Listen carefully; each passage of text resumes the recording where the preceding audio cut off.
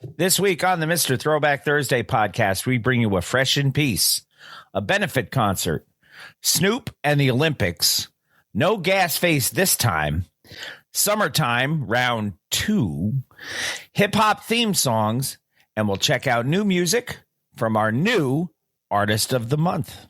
What else? Let's listen. It's not just any day. It's Mr. Throwback Thursday. All you kids want to get on and shit. You are now about to witness the strength of street knowledge. I'll be damned. At the count of 3, I want y'all to tell me the name of my DJ. 1, 2, 3.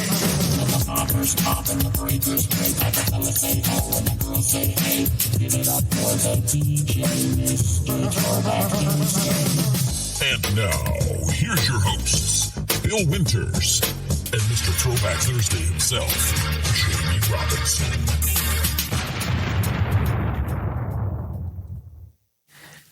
And a happy welcome to Mr. Throwback Thursday, episode 548. Your two favorite idiots bringing you all the hip-hop news that there is to bring you.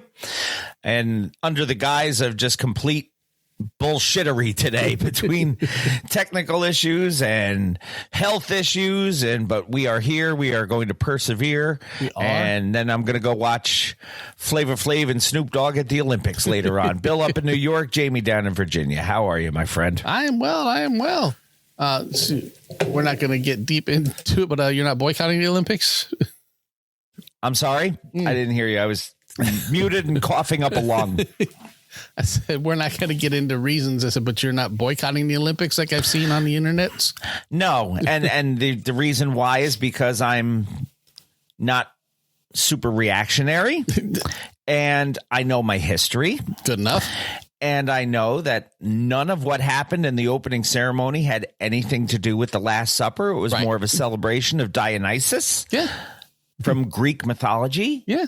Where the Olympic Games started. Yeah. Yeah. So, all the people who think it had something to do with the Last Supper, I've got something for you to eat. Eat a dick. Eat your Last Supper. Eat a big bag of baby Shut dicks. up and How's eat your bowl that? of chode. Yeah. Yes, and like it. But no, I am going to go watch Flavor Flav be the hype man that he is for the women's water polo team. I'm going to go watch. How ironic was it that Snoop was a torchbearer and the one year the torch looked like a fucking joint? Yep. I believe that was done when they found out Snoop's going to be involved. Yeah. We got this. I mean, that's what Janelle said when she saw it. She's like, is there a reason the Olympic torch looks like a joint this year? And then she saw Snoop and said, there you go. That's why. Yes. That's why, Gus. That's why, Gus. She can't talk. She can't walk a flight of steps. I never understood why he had a speech impediment when he did his uncle or his father. It was his father talking about his Uncle Gus and his Aunt Bunny. Oddly enough, Janelle has an Aunt Bunny. So nice. We have our standard lineup of hip hop headlines, including a very, very late Fresh in Peace that came in as we record, like less than 24 hours ago. I mean, I got it from you as we were leaving because I went to that debacle of a baseball game at Citi Field yesterday. As most of them are. I mean, not lately. No, I know. It just, and you know what? I said to Janelle as we're walking back to the car, I said, they never win when I come here. And she looks at me. She goes, well, we could have saved a whole fucking bunch of money. And I said, yeah, I know. We went to back-to-back preseason games one year, and the Mets lost both of those, didn't they? Yes. That was against the Yankees. It was, yeah. That was the first time I ever drove my car in the Bronx. Oh, I recall. Me, you, and Mike Clark, who had to pee on the thruway on the way home. Yep. I remember stopping the car and pretending to look under the hood because I was pretending something was wrong with it in case a damn... Oh, Ty is in the house. Welcome. Man. Ty, did you know that Cool Kim was in fucking Newport News yesterday? Did he get a hold of you? Because his ass did not get a hold of me, and I was kind of irritated about that. So I usually only go when we're visitors. Yes. He drove to the Bronx and made it out with his car in the late 80s, early 90s. Yeah. It was, God, what was it, about 80, 88, 89? Yeah. 89. I think that's when I bought the car. Hip hop headlines, including a late breaking Fresh in Peace that took us both by not surprise, but by shock. Yeah, just out of nowhere. Usually when we get these, there's been some indicator that somebody's been sick or something. They had a lifestyle that may have led to a heart attack or diabetes or something. Yes. We didn't know a thing about any of this. But then again, we don't hear much about this person anyway. I guess he's rather private. Yeah. Unlike his former partner on record, who is more public. But we'll tell you who that was in just a few moments if you haven't already seen it. Right. And by Thursday, there's probably going to be much more news than we have. But yeah. But as of right now, this is what we got. Yeah. So we will have some woo news, including the ones that I didn't get to do last week because of our special guest. And once again, thank you very much to Focus for joining us last week. Very enlightening, entertaining interview with a guy who I would have thought was just kind of an up and comer, but he's been around since been early active 2000s. in a while. Yeah, been active for a while. So just more behind the scenes. Nice to see him getting on the mic a little bit too. So woo news we have a one and done, which is two names that I hadn't heard in a dog's year. We will have a record of the week from our new artist of the month. Which is kind of ironic considering everybody is talking about religious reasons that we may very well invoke a god. We may. We have an old to the new. I will read lyrics, of course. And then we'll put a bow on episode 548.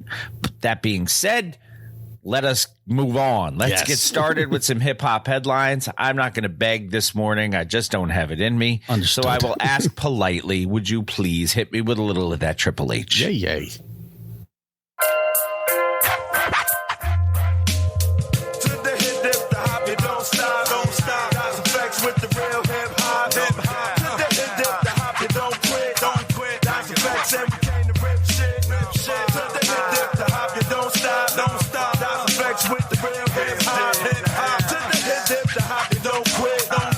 This is Hip Hop Headlines brought to you by Mr. Throwback Thursday.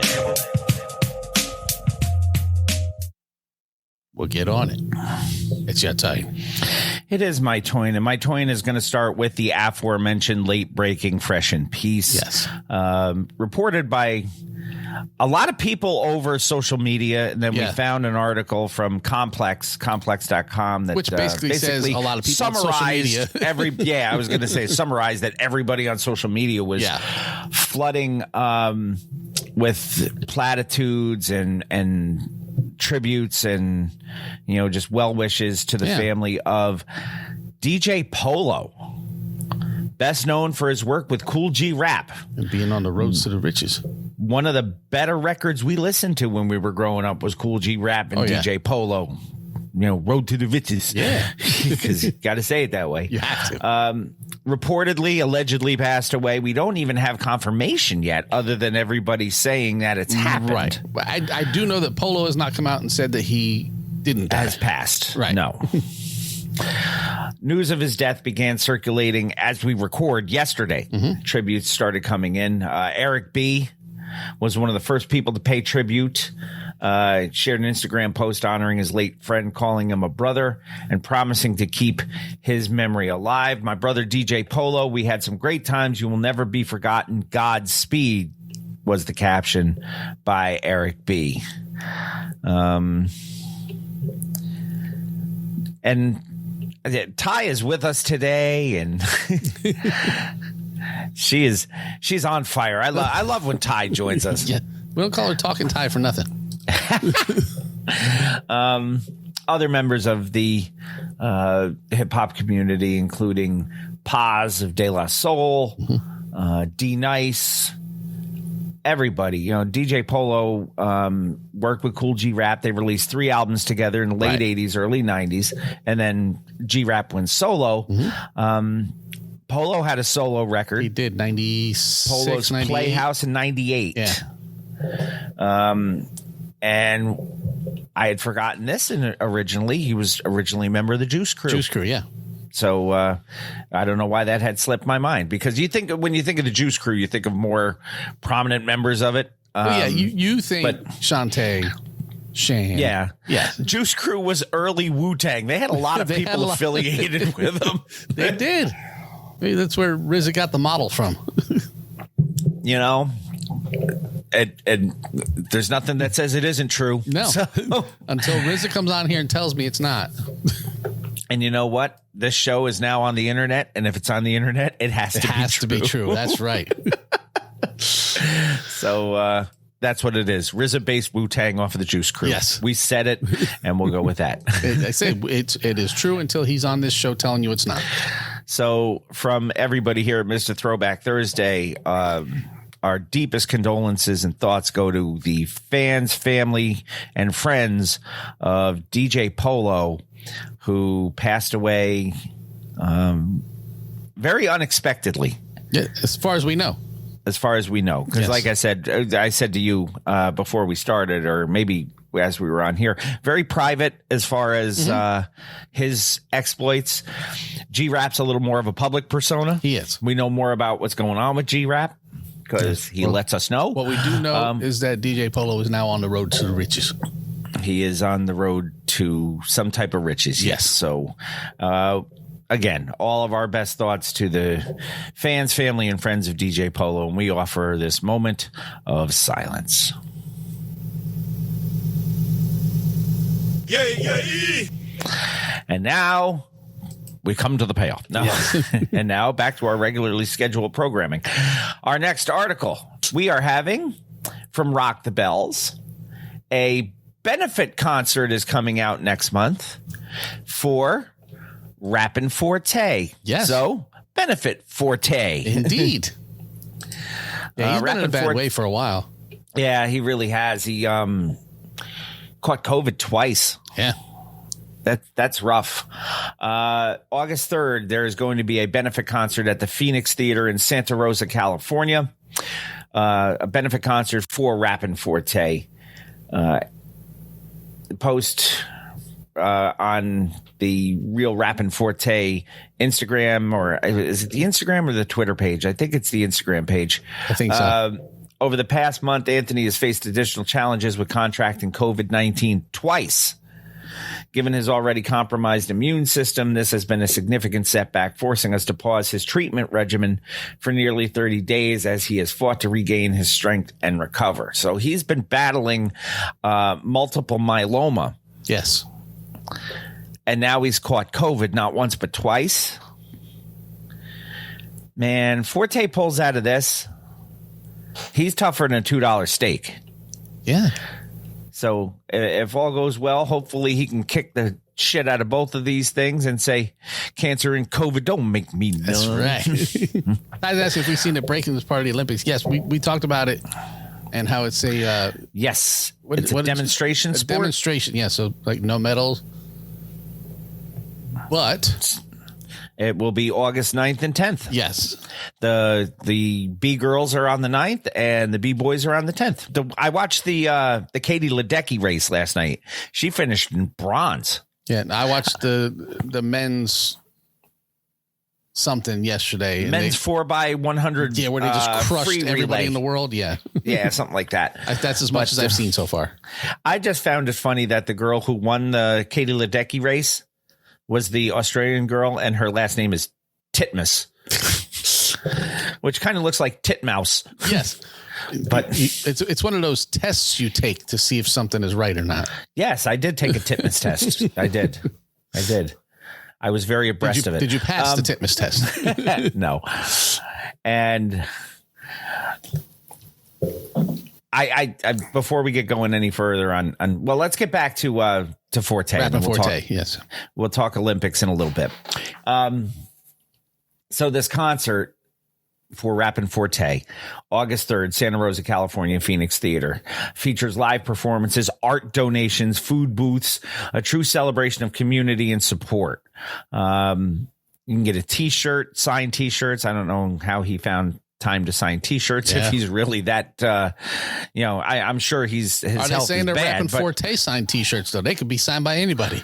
Get a T-shirt signed by Rappin' Forte is what they're saying. Now, don't make him none. It's hard. He also has a GoFundMe if you're interested in helping out. It's GoFundMe, GoFund.me actually. Right, yep. /EDE6E663. So if you want to give go to the show notes. You can click on the article, and there's a link within it there. But I knew he was not doing well. I believe we had talked about that a while ago. When the GoFundMe started, I think is when we were talking about it. But COVID twice on top of multiple myeloma, that's a tough hill to climb. So I hope we don't have to report anything more on a negative basis on this in the future. But we shall see what happens. But in the meantime, we will whatever happens. We'll be here and we'll let you know. We're pulling for Rappin' Forte. Yes, but that don't make us none. No. So Yard Barker brings us this next one. Yes, with a judo, a chop, chop, chop. As we were listening to Chub Rock on the way in beforehand, a judo, a chop, chop, chop. Or Snoop Dogg is Chip Fu too with a judo chop, a judo chop, a judo chop, chop. Yes, it was. Snoop Dogg, for lack of a better term, and I will quote the great Walt Clyde Frazier, Snoop is omnipresent at these Olympics. How's that? It's a very Clyde thing to say. Omnipresent. He is everywhere. He is. You would think that Flav was everywhere since he's everywhere, man. Yeah. The words OG and Ochi somewhat alike. Morning, Sarah. But have no relation. No, none whatsoever. OG first started with Ice-T, but now a lot of people refer to Snoop as an OG. Yes. Ochi is a shortened move of Ochigari, which is a judo move. It is not a judo chop, though. Now it's the OG Gari because Snoop has his own judo move named after him. Because Snoop, who is in Paris as part of NBC's coverage of the Olympics, is everywhere. Yeah. Interacting with everyone. And since he's going to be doing commentary, I think this makes total sense. I don't think you've ever seen another commentator immerse himself into the Olympics. Into the whole experience. Right, because he was with the fencing team. He was with the judo team. He was with somebody else. I don't remember who. He can't get to the water polo team. That's cannot. That's sponsored. Unless he goes with the men. Maybe, yes. Yeah. Because Flav's with the women. So, man, it's France. It's France, not Russia. They're not going to smell the weed. People over there don't use deodorant. They do not. I've been there. And they don't like Americans either. I don't care what they say. No. They definitely don't like sailors. I'm sure of that. So Snoop met with the USA judo team. He was with, I remember seeing that too. Yeah, I knew he was with somebody else. He served as one of the torchbearers. Team USA's Angelica Delgado from the USA judo team taught Snoop the Ochi, only for Snoop to name the move after himself. Delgado says that was awesome. He loved one of the judo moves because it sounded like OG. Yeah. And it's really Ochi. Ochi, yes. But I let him have it. Yeah, I'm not going to correct Snoop.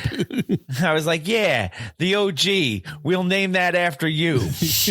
It was awesome. I'm going to call it the OG from now on. I'm not even going to say the Japanese name for the throw, but it was really cool. It doesn't matter what it was called before.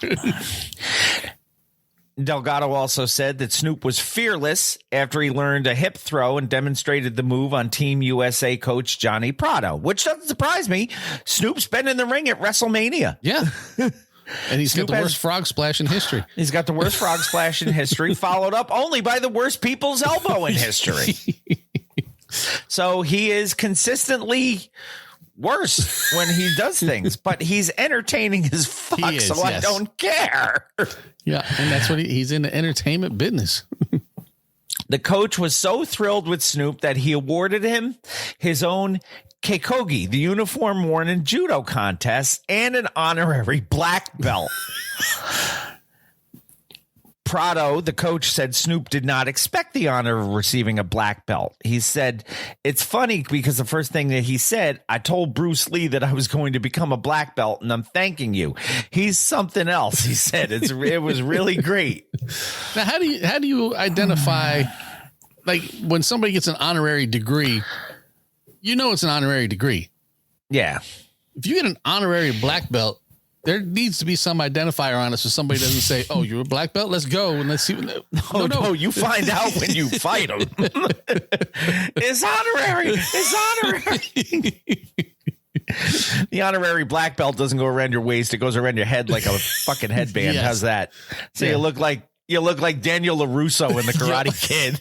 Snoop, I don't think Snoop's run a marathon. Didn't he run 100? But he did run the 100. He did a 100-yard dash, yeah. He did. Again, he's not a young man. He's not. And neither is Flav. And the fact that the two of these guys are doing a lot of this Flav shit. got in the water and was throwing water polo. And yeah, there's no bottom of the pool to stand on when you play water polo. It's tread water and 7 feet. Treading, yeah. At least 7. Yeah. So, yeah, it says, get ready to see a lot of Snoop on your TV screens over the next few weeks. Because he's going to be an analyst and all that stuff. Yeah. Snoop is something, man. He's a Renaissance man. He is one of the white whales that if we ever got on this show, I think we might have to end the show after that. You know, there are certain people that if we ever got them on, where do we go from there? I think it's, you know, we've reached the mountaintop. Yeah. I kind of thought that with Chuck. Yeah. Chuck was way up there on the list, and DMC. Mm-hmm. So, and they were early. But I mean, God, could you imagine if Snoop jumped on our little show and then like, I'm still after Flav. I'm after Preem. I got some people. Well, I tagged Flav when Flav reposted you. Yeah. And your public service announcement on how to spell and pronounce his name with picture to help guide people. Flavor Ice was so funny. Aid, yeah. Or Flavor Aid. Yes. Yep. Flavor Ice is the frozen ones. Yes. Yeah. You know what? That could be. We need to put Flavor Ice up there and say, this is the rap combination we need. We need Flavor Flav and either Ice Cube or Ice T and call it Flavor Ice. Hell yeah. New super group. I would buy that record without even listening to it. I would buy that record.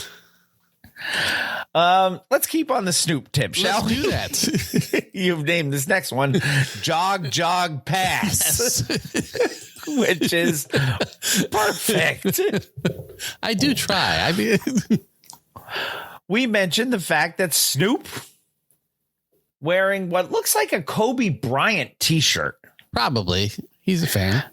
Runs on the track with a custom bib. But then 2 of the last legs of the Olympic torch relay were carried by Pharrell Williams from your neck of the woods. Yes. And Snoop.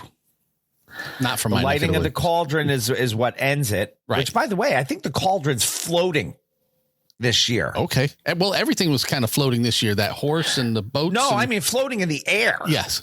So it was like being held up by drones and shit. Nice. More than 2 months after the Olympic flame was first lit in Greece, Snoop took his torch through a stretch of Saint-Denis in France. Good enough for me. See, I can I can speak in a French accent. Yes. Saint-Denis. In a video of the scene, Snoop waves to fans in attendance and dances while holding the torch, which amazingly looks like a giant joint. Now, Snoop got all humble about this. He goes, I look at this as a prestigious honor and something I truly respect. I would have never dreamed of anything like this. I'm going to be on my best behavior. I'm going to be on my best athleticism. I'll be able to breathe slow, to walk fast, and hold the torch with a smile on my face because I realize how prestigious this event is. Yes. Pharrell was the final bearer of the torch before the flame makes its way to the Olympic cauldron. He carried it to the top of the Basilica Cathedral of Saint-Denis. Sure. Snoop is everywhere, man. And it does. It looks like a giant fucking joint. I don't give a shit what anybody says. I mean, other people had carried it too earlier this month. I saw, wasn't it Rafael Nadal? Yeah. Magic In Johnson, the Williams sisters, in the past, Rafa Nadal, this shit. Well, Rafa Nadal, it makes sense because he basically owned France when he was a tennis player. He won the French Open like 12 times or some crazy thing like that. I'll allow it. He did say those big words, Ty. Snoop is not a dumb man. Snoop is a very intelligent guy. Yeah, but if you talk to him while he's been smoking, maybe the words are, smaller. But he gets his point across. Snoop is E.F. Hutton for me. Whatever he says, I'm listening. Next article. Elroy. Elroy. Elroy Cohen gets the gas face. It took me forever to realize who they were talking about. Or why I named it this way. Yes. Well, no, because I knew why you named it that way once I saw the article. The article, yes. But when I heard the song the first time, I hadn't put the two names together. Yeah. Well, when the song came out, Leor wasn't a giant name outside of, for the casual listener. And the fact that the letters are pretty much all the same. Yes. I never, even up until I read this, I'm like, oh shit, that's who they were talking about. It could have been spelled L-R-O-Y. Maybe it was. Yeah, because maybe it was kind of like Touchette Lele Poo. Yes. When you see it, it's very different than when you hear it. Yes. MSN.com brings us this. Yes. Touchette Lele Poo sounds like something you would hear in at the Olympics. France at the Olympics. Not shut the hell up backwards. Which it only took us 30 years to figure out what the hell it was. Because once we saw it, once you sent it to me and I read it, I'm like, on my shirt, I said, that's Touchette Lele Poo. I know what that means because I had a bad habit of reading shit backwards when I was a kid. Yep. Yeah. It's very, very clear when you see it, not when you kind hear of like it. 3MTA3 on the Beastie Boys record. So Elroy, come to us from MSN.com. Public Enemy, T.I., Swizz Beatz, and other hip hop stars will pass the mic to honor Elroy. Elroy Cohen gets the gas face. No, he doesn't get the gas face at this, which is why we said no gas face given on this. That's right. Scrubbed at the Spirit of Life Gala. The Spirit of Life Gala is hosted by the Cancer Research and Treatment Organization City of Hope. It's going to be honoring Leor Cohen with a one-time only version of DJ Cassidy's Pass the Mic Live. Which he's doing in Vegas now. Mm-hmm. Yeah, but this one is going to be at Los Angeles. Right. No, I'm saying he's got a mini residency doing that. Mm-hmm. The performance will include appearances by a few people we may have heard of.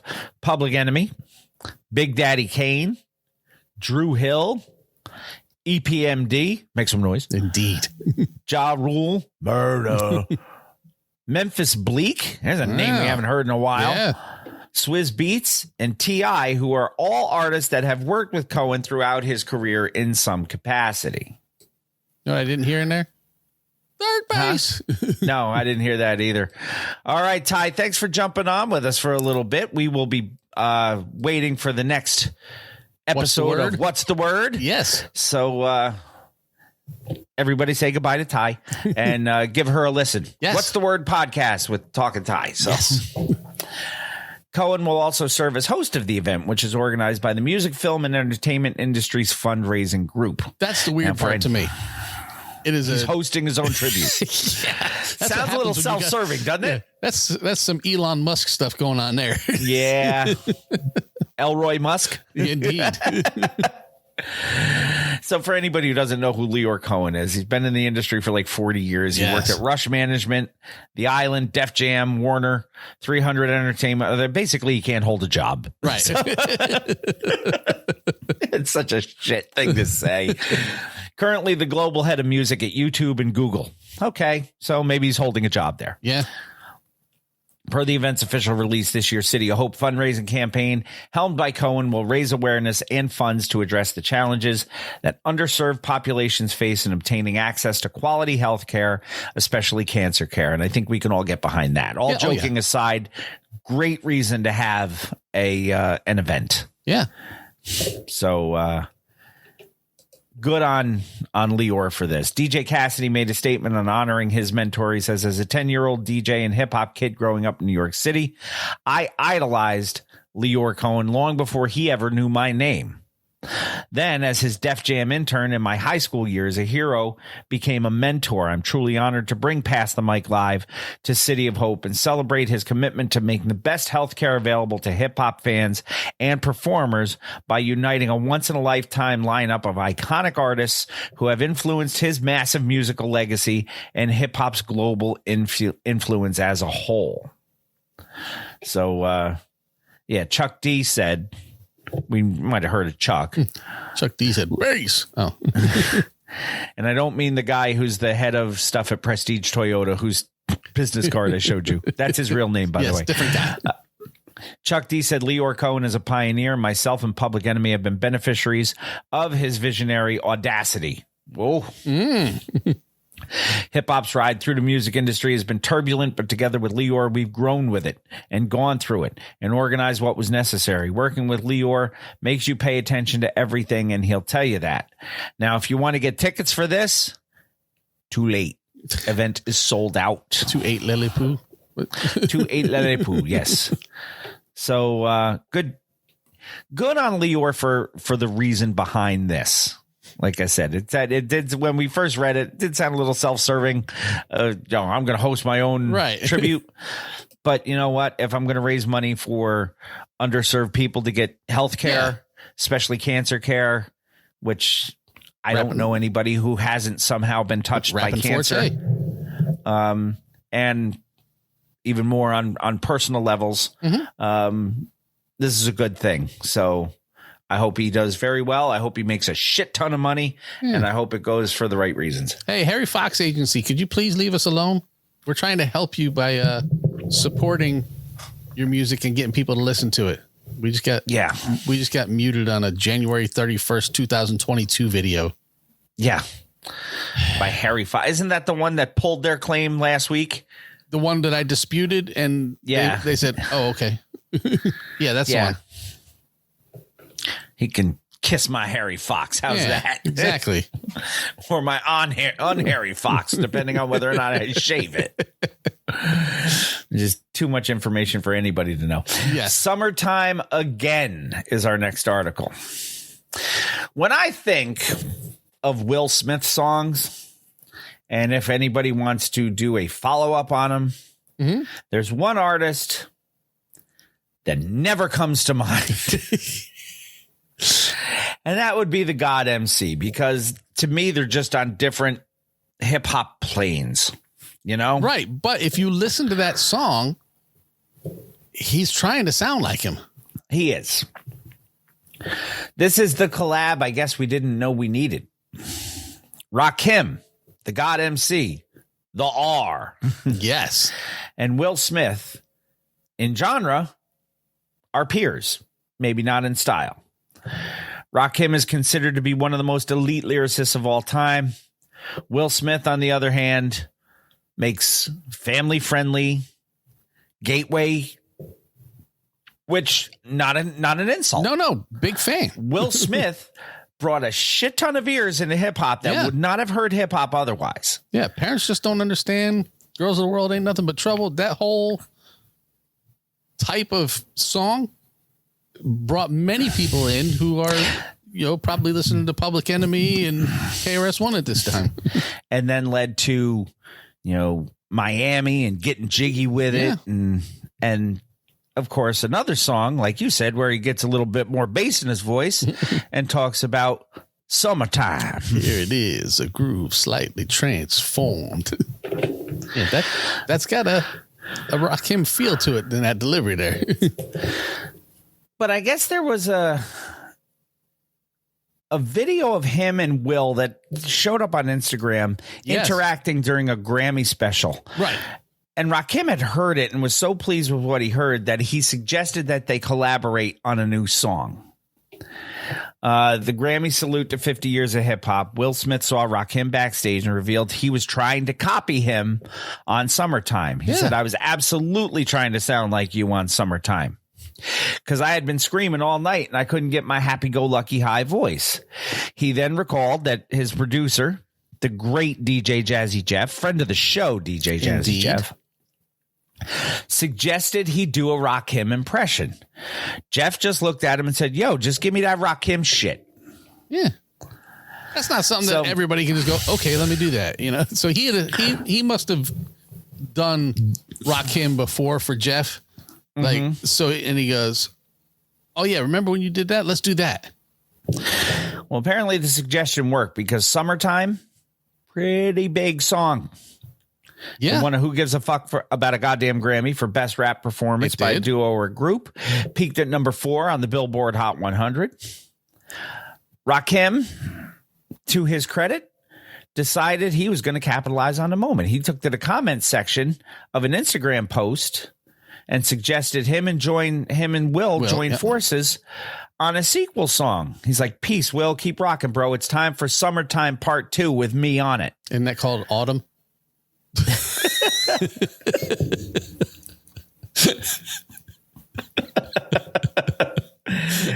Good luck finding shit to rhyme with that.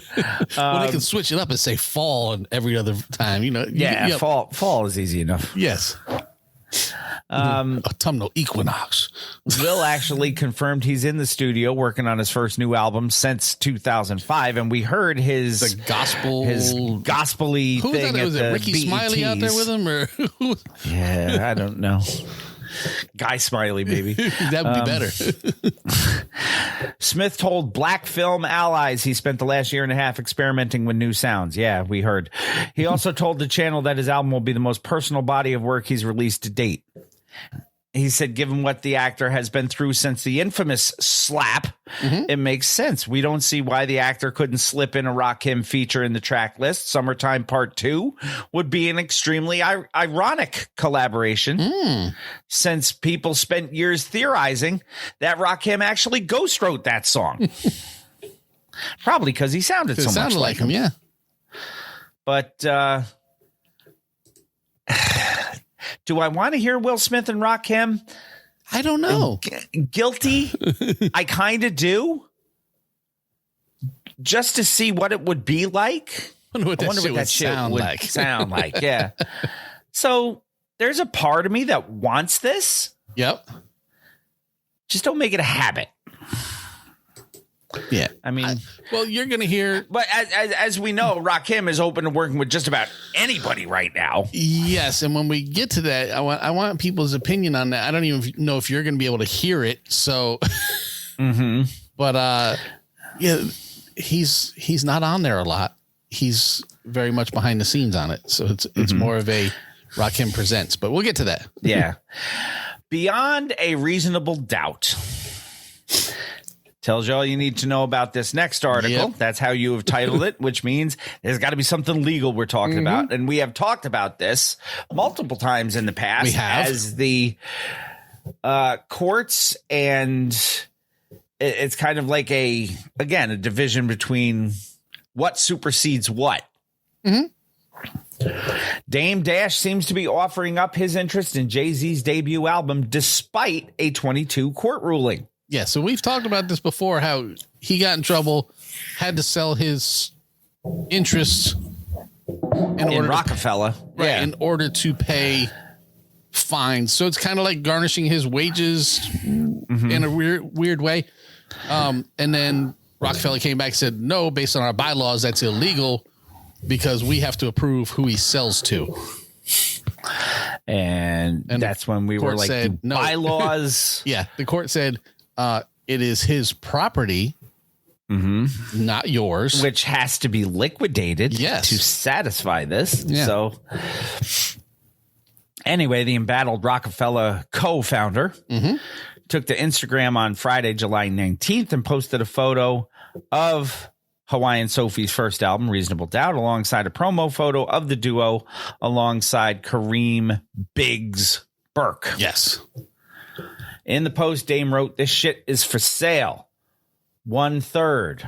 Only real inquiries only." So now he's selling his interest on Instagram. The court ruling stated that Dash was prohibited from selling any part of Jay's classic debut without permission from Rockefeller, but he was allowed to sell his third stake in the overall business. Right. Which is kind of strange. As between the parties, Rockefeller Records Incorporated owns all rights to the album Reasonable Doubt, including its copyright, and this judgment shall prohibit the altering in any way, sale, assignment, pledging, encumbering, contracting with regard to, or in any way disposing of Rockefeller Records Incorporated's property interest in Reasonable Doubt. They There's a love to lot throw the going on there. legalese in there, Yes. don't they? Including its copyright and including through any means such as auctioning. A non-fungible token, reflecting, referring, or directing to such interest, unless duly authorized by Rockefeller Records Incorporated. Provided, however, that nothing in this judgment shall prevent Dash from selling, assigning, pledging, encumbering, contracting with regard to, or in any way disposing of his 1/3 ownership interest in Rockefeller Incorporated. So there's the hook. Can't sell his third of that record specifically, can sell his third of the entire corporation. Not his interest in the song. To which, Or the album. If he sells his interest in the entire corporation, which owns the song, is he not therefore indirectly selling his ownership interest in that song? Indirectly, yes. Not directly, which has to be voted on or whatever. And this whole thing stemmed because Dame planned to auction off a stake in the album as a non-fungible token, as an NFT back in 2022. I can't believe we've been talking about those things for 2 years. Yeah. Thanks, Ed. Got that shit and stuck in my head. The Rockefeller co-founder eventually reached a deal with the label, which was the legalese quote that I just read. It hasn't been confirmed if Dame's post implies he wants to sell a part of Reasonable Doubt, which is not permitted unless they allow it, or if it's a reference to his entire Rockefeller stake. Right. So, yeah, we'll have to see. It seems as though he wants out anyway. Just He does want out. Last so if month, you want to buy a stake in Rockefeller Records, go over to Instagram. But only if you're serious. Once this thing is done, unless they sign some kind of non-disclosure agreement, which, by the way, those things were ruled illegal. Non-disclosure agreements. Okay. I believe court has determined that non-disclosure agreements are non-enforceable. So you can sign one all you want and then fucking run your mouth all you want. So apparently Dame is going to spill some tea on Hawaiian Sophie once this is all done. He says he's willing to speak the truth about him in ways others aren't. So according to this little quote, a lot of people that have been maybe mistreated by him are scared to speak up on what he did. I'm just not. And then he used a line. He goes, if I hit a Nickelback with a pack, I hit him with some work and he runs off on me until I get my money back. I don't care if it's 20 years later. I'm never going to have too many complimentary things to say about that situation. Yeah, we was cool, but he ran off with 10 birds. So what do you expect? Apparently a bird is a kilo of cocaine. I did not know that. I don't need to know that. being as I am not a cocaine user.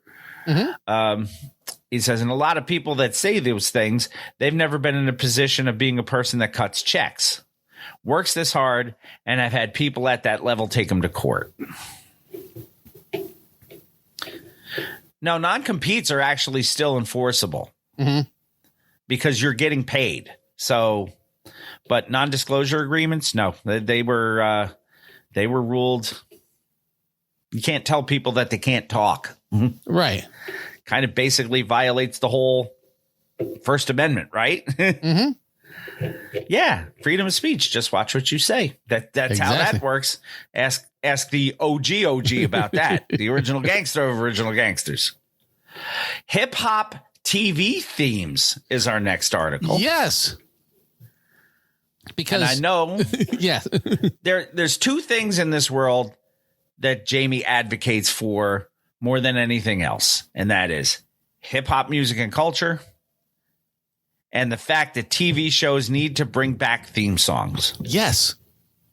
Because otherwise we never would have had. Could you imagine BJ and the Bear without that great song telling you about Performed that? by Greg Evigan. Or, Chico Golden and the Girls Man. theme. Chico and the Man was great. That was Jose Feliciano It was, saying yes. that. Different great. strokes. Who was it that did? Didn't Alan Thicke do Growing Pains? Yes. I think he did and started it, of course.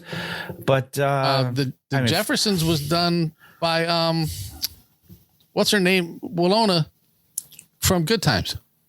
was that Jeanette Dubois or was that Roxy Roker? I forget. No, who played Roxy who. Roker was on Jeffersons. Yeah, I think it was Jeanette Dubois, wasn't it? I think so. Okay, She sang the Jeffersons theme.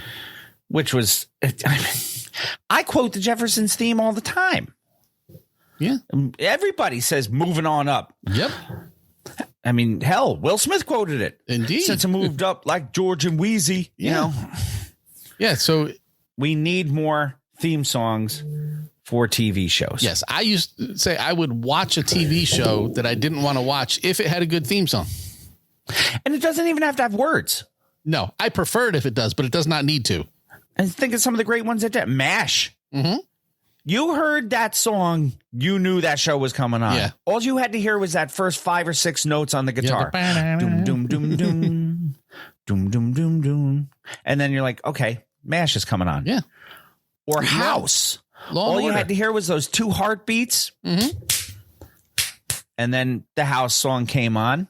Law and Order. Yeah. Boom, boom, boom, boom, boom, boom, boom. Yeah. So if you have a theme song, I am 80% more invested in your show. Maybe even more. Yeah. I remember Now, there Jimmy were- Fallon came out with a show probably 10 years ago now. Had something to do with dads. I don't remember the name of it. Doesn't matter. Yeah. But he made like a classic 70s, 80s theme song for the show. And I watched it.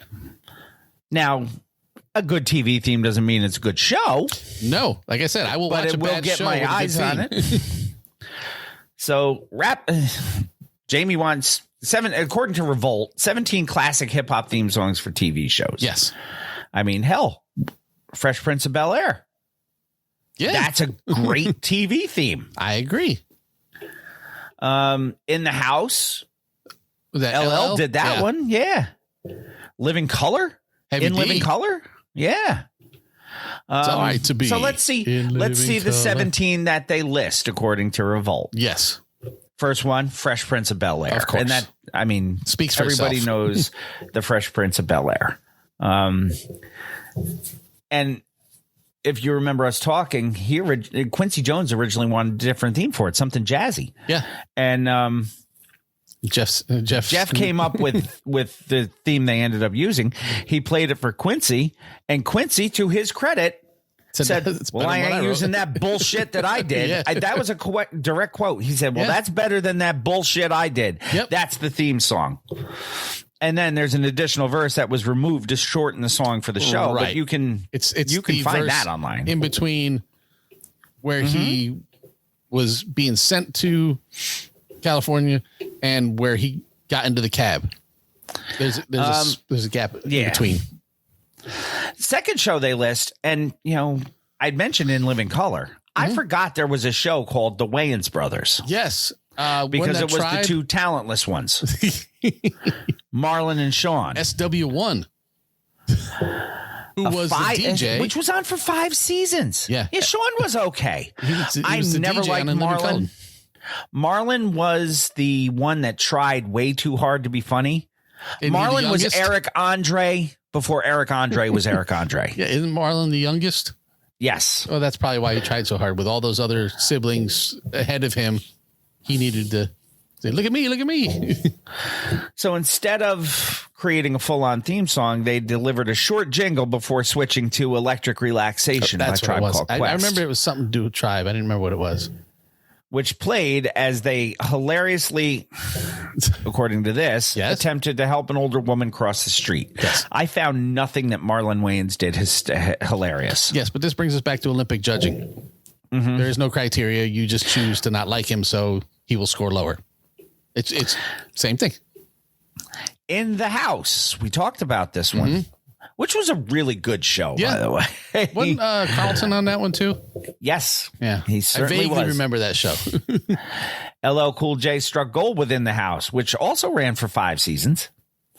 During the first 2, hip-hop-oriented instrumentals handled the theme song, but then as they moved into a more mature direction, the song switched to a song that LL performed himself.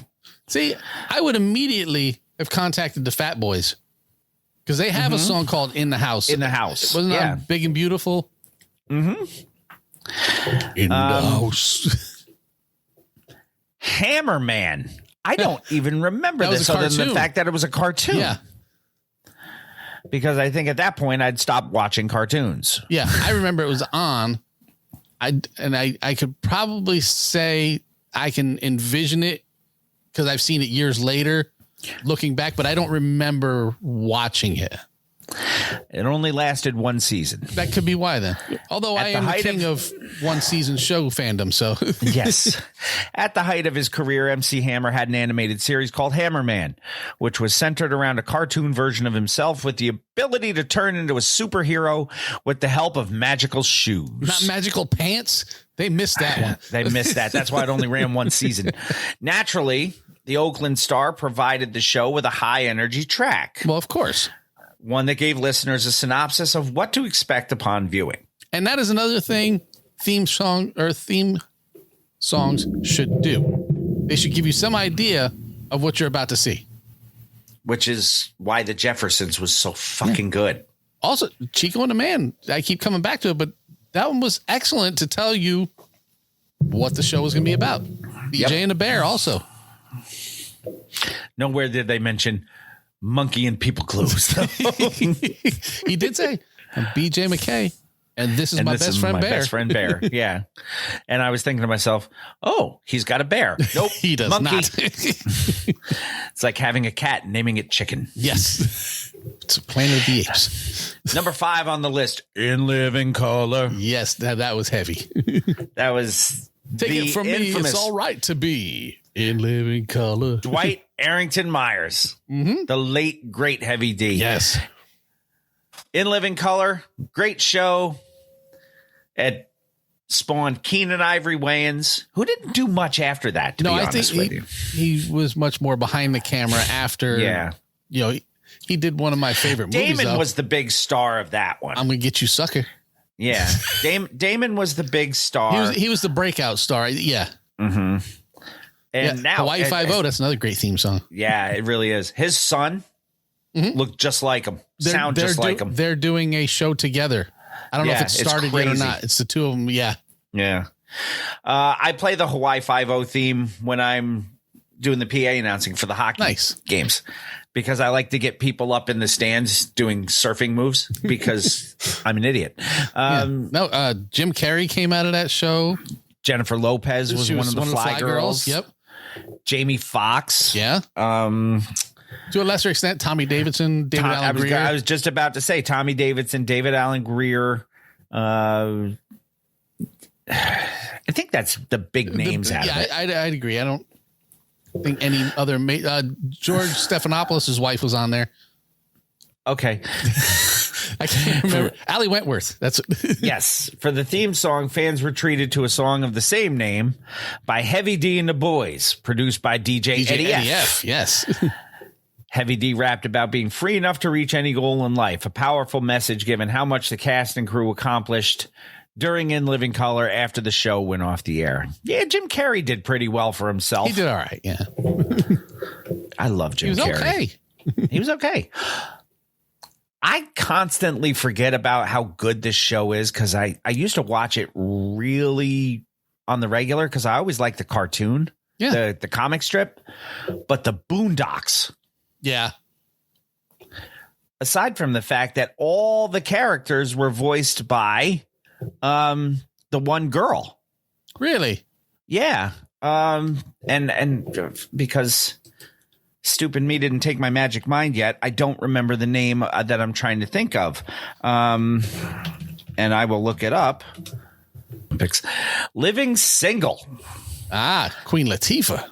Yes. And Kim Coles and Kim Fields and Erica Alexander. And the guy who does the voice for Kratos in God of War. If you say so. I don't play that game, so I don't know. Oh, it was an incredible game.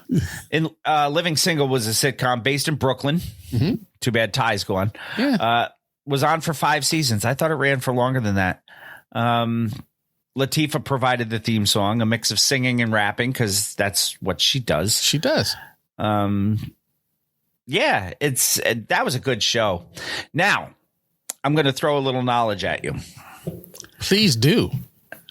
Kim Fields, who was on Living Single, was Tootie on The Facts of Life. Most of us know that. Yes. There was Which an was interview a spinoff of Different Strokes. Because that's where Edna Garrett left the Drummonds to go run the Eastman School. Yes, and Tootie was a guest star on Different Strokes. Yep, wearing her roller skates. Mm-hmm. And then she stopped wearing roller skates after a while. But anyway, let's get back to our article. Number 8 on our list of hip hop theme songs for TV shows. Theme songs. Kenan and Kel. See, I never watched this. I obviously know about the show because yes, exactly. I'm the same way, and I know about Good Burger and all that stuff. But Kel Mitchell to me was very much in the Marlon Wayans ilk. Well, again, he's playing second fiddle to what would become Kenan Thompson, you know. but Kenan and Kel had I believe Coolio did the theme song. Yes, Coolio did the theme song. Yeah, Nipsey said it was big over there for kids. Mm-hmm. Coolio kept things family friendly, which is unusual for him at the time. Clever bars about the show's stars. Everybody out there, go run and tell your homeboys and homegirls it's time for Kenan and Kel. See, now I like that. Which is the only verse. I like that. But it tells you what the show's about. I don't know this show at all, other than the fact that I know who it's about. Okay. Romeo. I think that Lil Romeo. Yeah. I think that was one of those Nickelodeon TV shows. I think it was a BET show. Really? During the expansion of his No Limit empire, Master P created a show for his son Romeo. That's what he did. Was filmed in Canada, based in Seattle. If it was filmed in Canada, you can't tell me it wasn't on Nickelodeon. That was home of kids. It was. Yep, it was on Nickelodeon. Okay, I see this. Romeo lasted for 3 seasons on Nick and was centered around Romeo's involvement in a band with his siblings, with, this ain't no motherfucking P, playing the record producer dad. Gotcha. As such, it only made sense for the then child star to provide Romeo with its theme song. A theme song that said, "I'm the first hip hop kid with my own TV show." Telling you what it was about. Yeah. So it passes the Jamie Titmus Test. The Aryan Titmus Test. New York Undercover. Great show. Malik Yoba was on that, right? Malik Yoba. Yeah. Yes. Malik Yoba called it the first scripted hip hop show. Really? That's his quote on it. Nice. The classic police drama producers called jazz musician James Mtume. Mtume, who had an issue with Stetsasonic and hip hop in general. To create the theme song. Additional contributions from Dunn Pearson and Gregory Royal. The final product was an instrumental mashup of genres, all of which came together over what sounds like a new jack swing inspired drum loop. Uptown Records head honcho Andre Harrell was an executive producer of the series as well. I don't know this song either, or this show, but it looks like it's a DC comic, Static Shock. Yeah, I don't know that one. Animated series based on the black superhero Static, who I've never even heard of. I have heard of Static. I've never read Static. I've heard. Well, you're Static. not a DC guy. I'm not. You're more of a Marvel guy. Yeah. The show ran for 4 seasons. Earned critical acclaim for Phil Lamar's voicing of the character Static, along with a fellow cast that included Kadeem Hardison, nice, Dwayne Wayne, and Lil Romeo actually did theme song raps for Static Shock too.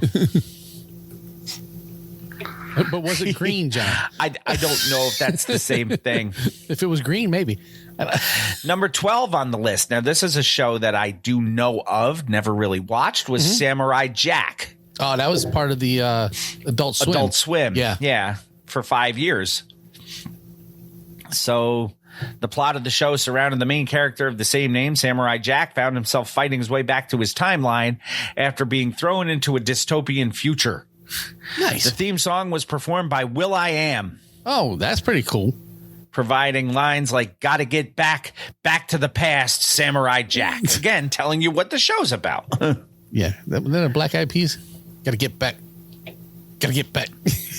Number 13 on the list, also from Adult Swim, Aqua Teen Hunger Force. The great Philadelphian Schoolie D. I know this one. I don't watch this, but I know that. I know Schoolie D did the song too. I don't watch it either because the Frylock guy scares the fuck out of me because he looks way too much like Be Real from Cypress Hill with French fries for hair. Good enough. The meatball, the shake, and the fries, and I can't remember. The only one I remember was Frylock. I don't remember the names of the other ones. I had never watched it. I just know that Schoolie D. Yeah, there was one season where they changed it. Really? Yeah, and then Schoolie was back on the mic. So, Eve, the show Eve, starring rapper Eve.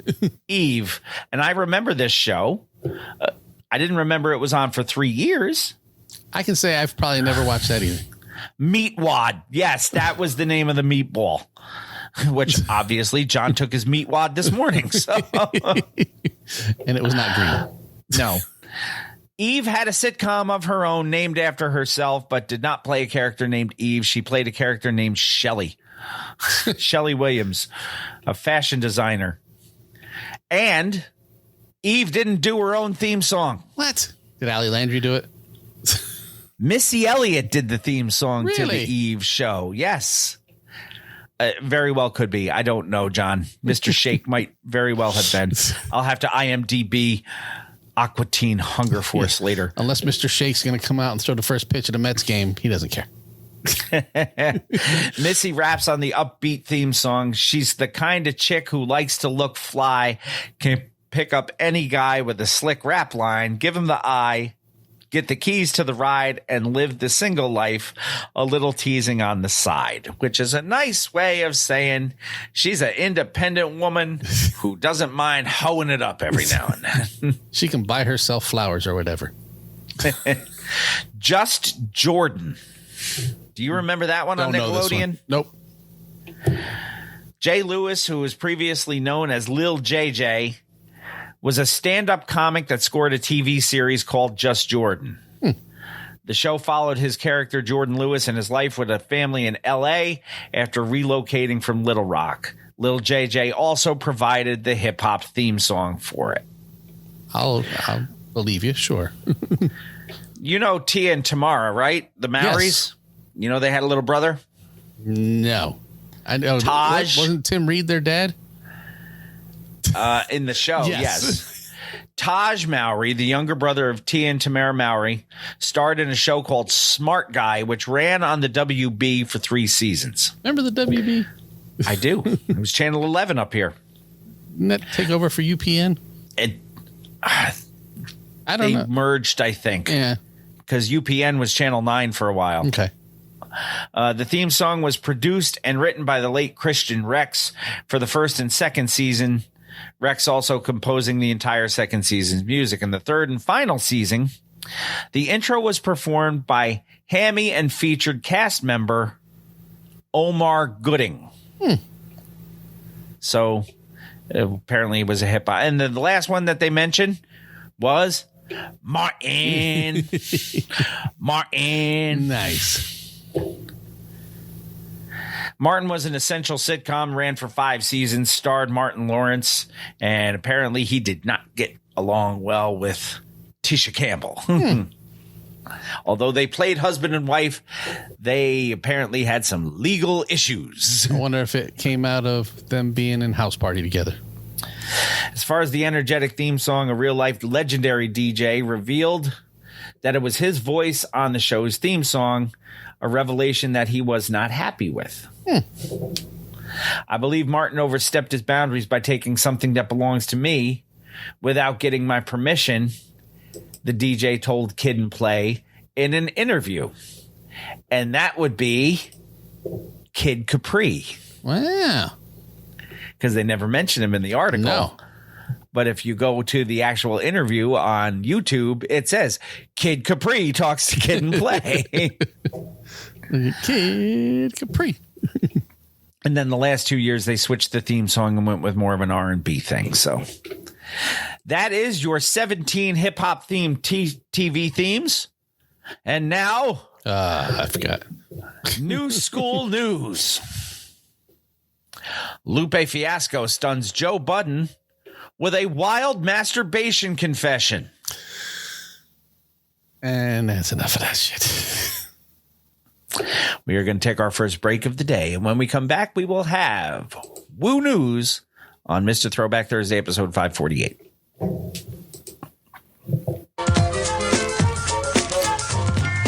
back to the nest at the foot of the tree. One for the hype MC, the cool in me. The Kim, the coolin'. I'm a slave for no man. What up, y'all? This is Cool Kim, aka NY All The Ideal. Hey, y'all remember me, man? Cool Kim, UMCs, Blue Cheese, all that, yeah, man. Well, I'm back, baby, and I'm chilling with Jamie and Bill on Mr. Throwback Thursday, the only old school classic hip hop show that matters.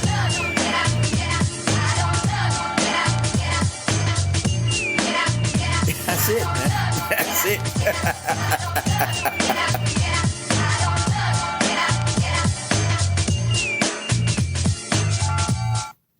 1 2 1 2. What's good, yo? This is Ghostface straight from Staten Island, New York. And right about now, it's time for Woo News with Jamie and Bill. Y'all know what it is. Get it correct. Mr. Throwback Thursdays, Jamie and Bill. You know what I mean? On Woo News. That's what's going down right now. Y'all check this out. Exclusive. Peace. The RZA, the Jizza, Raekwon, Master Killer, Inspector Deck, You God, Method Man, Ghostface Killer, and Old Dirty Bastard. It's now time for Woo News with Mr. Throwback Thursday. Shimmy on it. Welcome back, Mr. Throwback Thursday, episode 548. It is indeed time for some Woo News. And we are going to start with MISTER, horse. and I'm sure that there's going to be a bunch of people that have no idea why we're titling it this way. If you are not a fan of Ren and Stimpy, first of all, get yourself on whatever streaming service is carrying it. I believe it's Paramount Plus. I think so. And watch every episode ever of Ren and Stimpy. Ever. And you'll like it. And you will be introduced to Mr. Horse. Mr. Horse is very opinionated on things. Yes, and he does often ask if you have any rubber walrus protectors.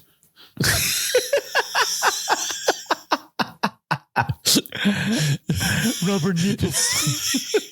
Call the police. Eat your bullet, Chode. That's twice we've said that this week. It is. Mr. Horace has a propensity to not like things. Yes, and he tells you. But he thinks about it at first. He does. And what are your feelings about this, Mr. Horace? And Mr. Horace will take his hoof and put it under his chin and go, And he's very polite. He is. No, sir, I don't like it. Sometimes he'll say things like, it stinks, you know, but Mr. Horace does not like things. So Mister Horse comes to us from People Magazine, people.com. Clifford Smith Jr., who is professionally known as... Yes, very good, John. Very good. If you are not a fan of the show, you're an idiot. Clifford Smith Jr., professionally known as Method Man, says that the rare Silver Rings album, falsely attributed to the Wu-Tang Clan, Once Upon a Time in Shaolin, is an uncomfortable subject for the group. It's funny that People is saying that in an interview with Vanity Fair, because they're talking about an interview they did with another magazine. Of course. Unless they're owned by the same conglomerate, which could be. It's possible. Apparently, Once Upon a Time in Shaolin is an uncomfortable subject. He says, I don't know. I thought it was some circus spectacle. I never really spoke to RZA about it. It's an uncomfortable subject to most of the guys, so we really don't discuss it too much. Right. We just talked recently. Ghost said the same thing. Meth said that the icons were in the dark about the process of the album. We were never told what it was. It was never supposed to be a Wu-Tang album. Exactly. We were recording and being paid to do a certain amount of records by a guy whose name I don't want to mention. That would be Mr. Rings. It would be. Meth continued, he took all these verses, and some of them were old verses, and put them all together into a compilation of Wu-Tang songs and marketed it as a Wu-Tang album.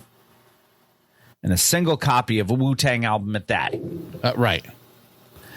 We all had a problem with it because that's not how it was described to us. Now, according to Pleaser DAO, who is the current owner of the LP, who recently sued Martin Shitdick for violating the sale agreement by keeping digital copies. Yeah, by making copies. But we got our $1 fee from you, who bought the 5-minute sampler of the record and distributed it, as you are legally able to do as the owner of said piece. So, and that is why the posse has it. Oh, that's right. Just the patrons have it. That's right. Just the patrons have it. So apparently don't bring up the subject of this record to any member of the Wu because they're not overly happy about it. Yeah. Well, but RZA has other things on his mind lately. He does. RZA has a new. You thought Andre 3000 playing flute was a strange idea for an album? Yes, but RZA thought that it was a great idea.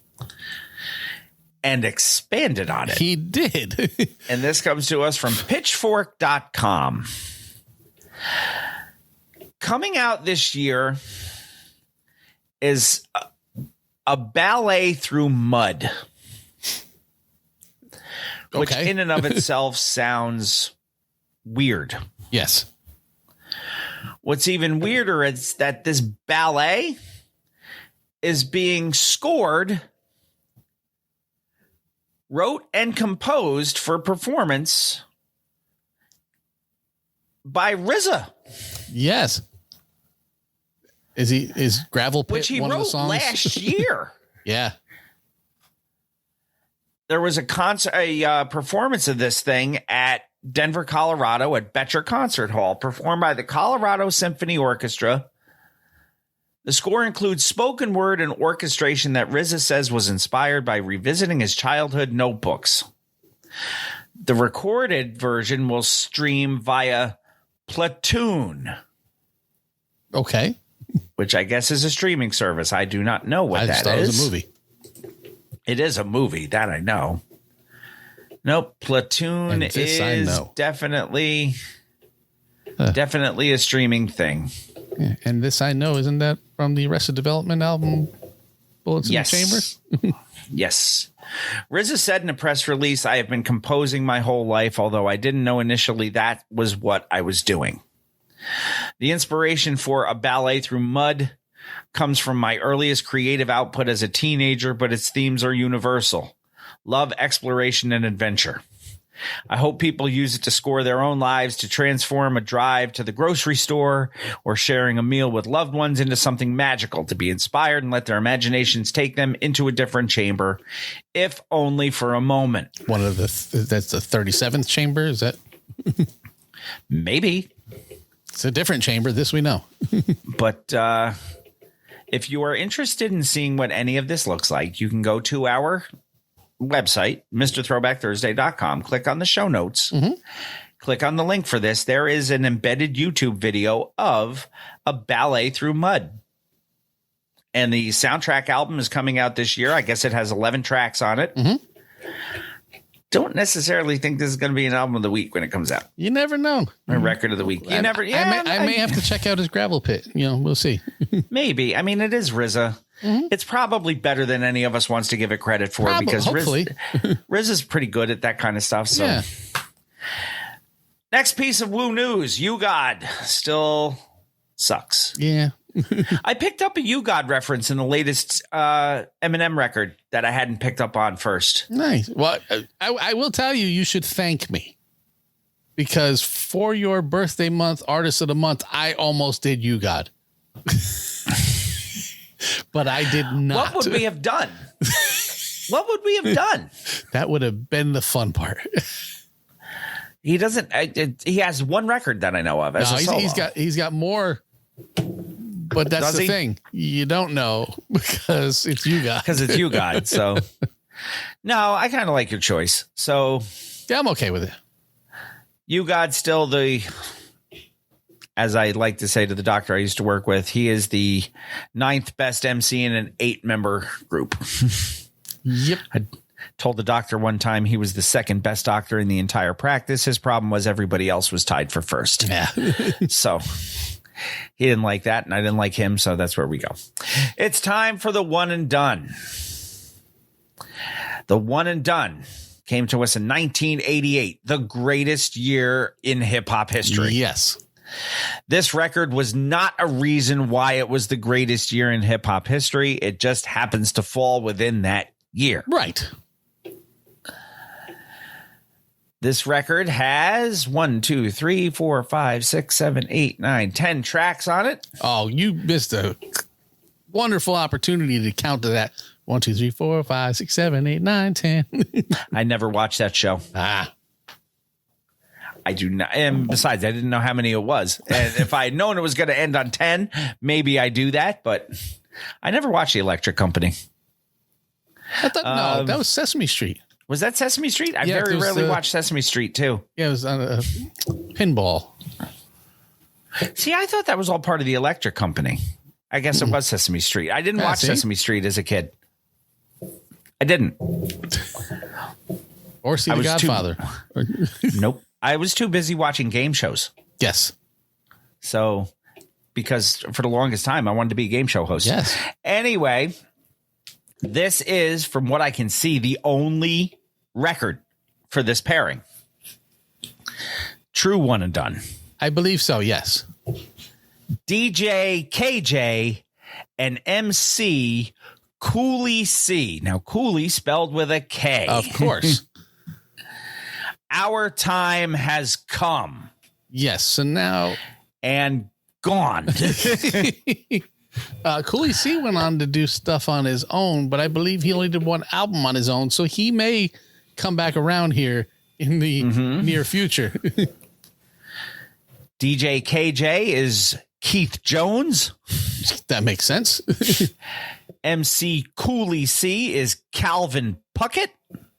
Is Calvin spelled with a K? No. Okay. But that's where the C comes in. From. I was just checking. Track number 1. Hit me.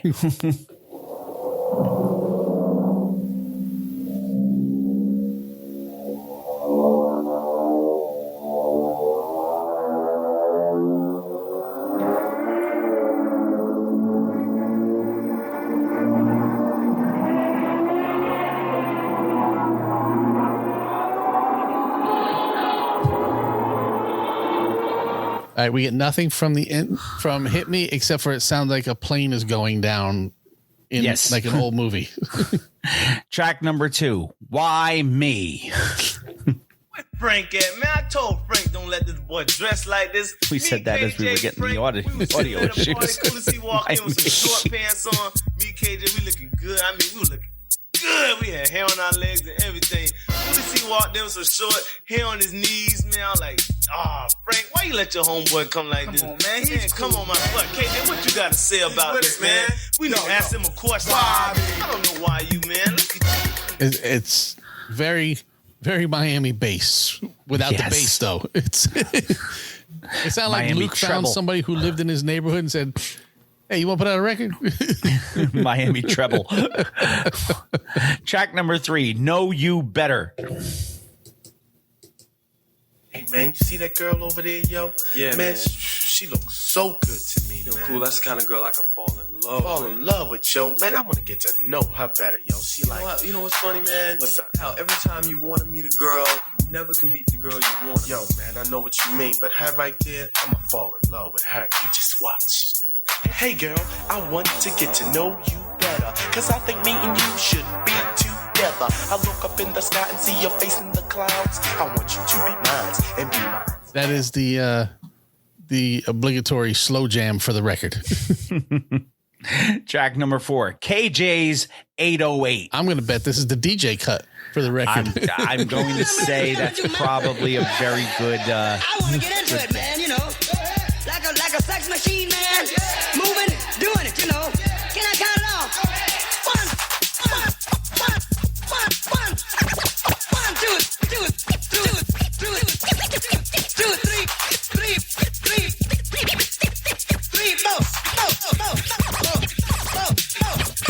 KJ's 808.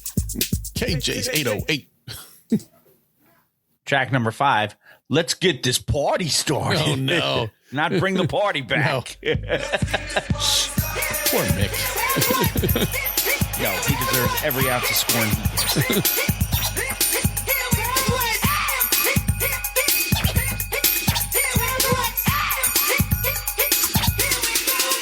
Now to get a party started, you got to make some noise. We need some help, homegirls and homeboys. We want you to scream and shout and scream to get a party started. If you know what I mean. Put your hands in the air and wave them. If you know what I mean.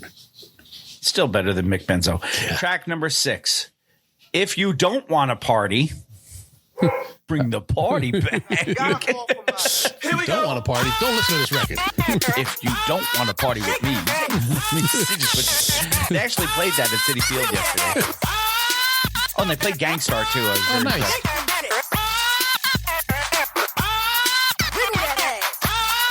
Bring that ass. Okay. Okay then. So if you don't want to party, bring that ass, I guess is where we're going. I would think bringing the ass makes it a party. Yeah. I'm so confused. Bring that party back. Track number 7. What's our name? It's on the record. It's DJ Cut. Ignorant. I feel like Ice Cube. Can't read, bitch.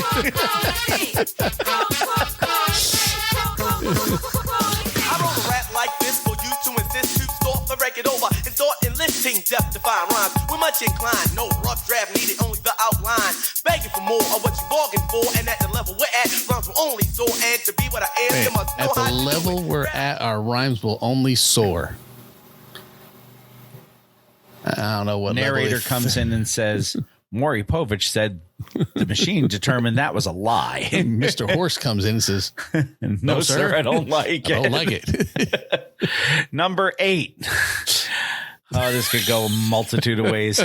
Oh, if only I had some things queued up and ready to go. Well, I'll give you a moment. No, I'm always ready. Go ahead. Big D. I like 3 Hard Dicks a lot. Hey, come here, look at this.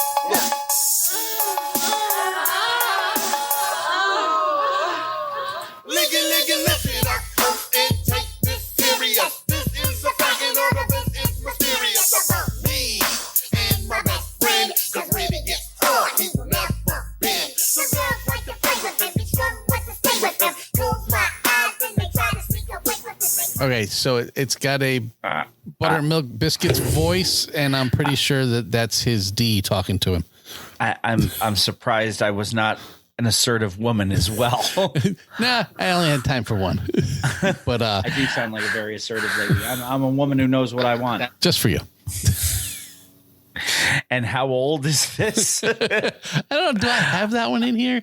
I thought you did. I don't know. Hold on. I gotta look for that one because that's a that would be. Oh yeah, here it is. It may sound nasty and it may sound mean, but I'm into little boys that are about 17. Bitch, I miss America. I do what I want to do. Oh, that was a rare double. Track number 9. I like to rock and roll. Not like Joan Jett, who loves it. He kind of likes it. He's tepid. Yeah, a little tepid. You passed the Titmus Test. My dear, That's the Titmus Test. I like to roll. I like to rock. DJ KJ, give it all I got. And to my left or to my front, Cooley C. Give them what they want.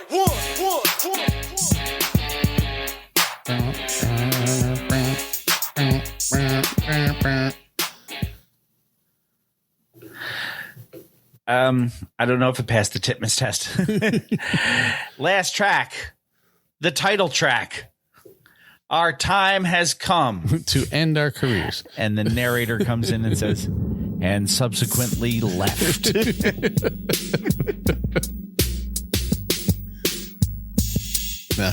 Our time has come. Little did they know their time had not come. Little did they know their watch was early. Like premature ejaculators, they came too quickly. Because of Big D. So stupid. So fucking stupid. Surprisingly enough, there's no charting action on this record, and there were no singles released from this. So DJ KJ and MC Cooley C. Our time has come. Your one and done for episode 548. Yes. Get a towel. Clean it up. I think that was a track on it somewhere. We used to say that about the song Come on Eileen. Yeah. There used to be an old joke. What's grosser than grease on Olivia Newton-John's Come on Eileen? Record of the week time coming to you from your artist of the month for August of 2024. Your artist of the month we spoke about earlier this show. It is the God MC. The R. Was that the 17th letter? Was that the name of the record? Should be. I haven't counted. I think it's close. Your artist of the month is Rakim. 18th letter. 18th letter. I say 18th 17 letter. didn't sound right to me. No, 18th letter. Rakim, the guy who Will Smith tried to sound like. That's your artist of the month for August of 2024. And your record of the week is his newest. Rakim brings you God's Network Rebirth. Yeah, I'm wondering if his network, is the people who are doing the heavy lifting on this? Yeah, because he's there and he does the production and he does the scratches. But he's not featured on a lot of songs. I don't know. We'll listen. Let's listen. Indeed. So track number 1, again, no intro on this. Yeah. Be Ill featuring Rakim, we heard this one. And Master Killer. We have heard this one. Yes. Be now, be ill, be down, be real.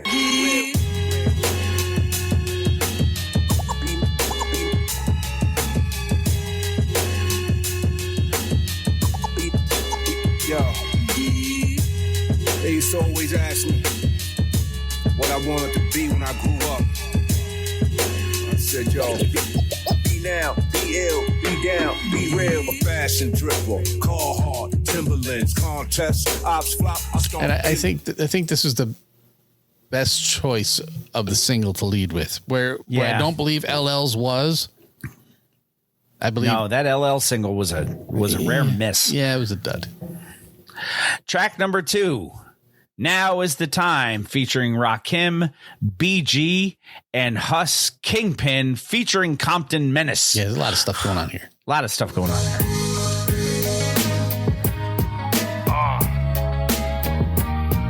Yeah. Time is now. It's time for everything. But more importantly, make sure you know what time it is. There's a lot going on. Times are changing. Life ain't a game, but I'm winning. Knowing my opponent is death. Loving every minute till not a moment is left. Like I ain't got a moment to rest before they bury me. The goal's to be one of the best and hope the legacy is what enormous is. At least Rakim starts that one off, too. Mm-hmm. Track number 3, featuring Rakim, Nipsey Hussle, and Planet Asia, subtitled featuring Kobe, Louis King, Sally Green, and Snoop Dogg, because he doesn't have enough going on with the Olympics. Right? Love is the message. Not love's going to get you. Oh, you distracted by the poverty, stricken streets of deep depression that we in. I see survivors of the worst conditions to be in. You see deceiving the demons, the deaf and the grieving. No place to raise a seed in, but the road still grow through the crack left in the cement. Just as pleasant as eating, where one to succeed in greed and oppression's the reason people unite, even get a life expressing what they believe in.